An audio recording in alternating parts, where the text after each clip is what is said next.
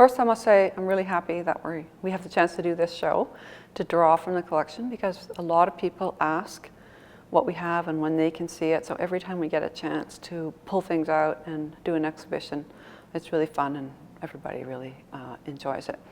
And what I've tried to do since I came here 10 years ago is look at what we had in the collection and then figure out a strategy of how I thought was best to build it as we moved through the coming years.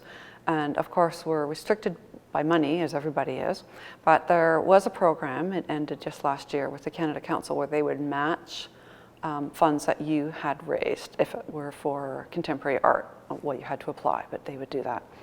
So we were able to take advantage of that quite a bit.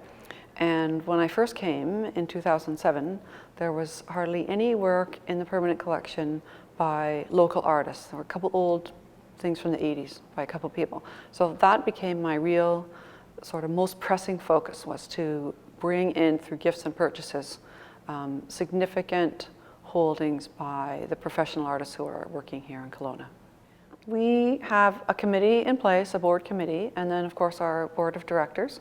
So anything that comes before us, if someone offers us something as a gift, or I have the idea of something that I think we should buy, then that is discussed by the committee and then it goes to the board. There's a certification process in Ottawa for tax receipts that we can also make use of, which makes it sometimes more advantageous for the donor and definitely for the artist.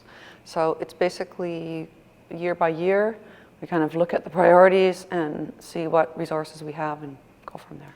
To me, the long-term goal of the permanent collection is to be a legacy resource for the community. And that, let's say you were someone doing research, you lived in Halifax and you wanted to do research on an artist from Kelowna, we would be the place you would come and you'd find these in-depth holdings by that person. At least it would get you started. That would be my goal. We have a statement that we've worked on together that outlines our focus and our priorities. And it's basically not to tell the story of Canadian art, because we're too small and we just would never be able to build up that much to do that.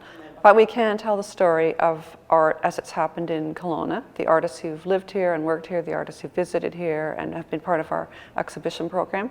Those are the people that I'm most interested in collecting, and of course historical as well. So my idea behind the big picture was to get all our really big pieces and put them all together in a show, which has never been done.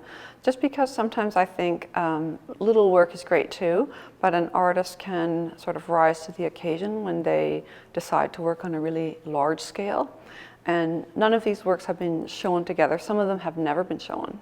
They've come in and just never been in an exhibition.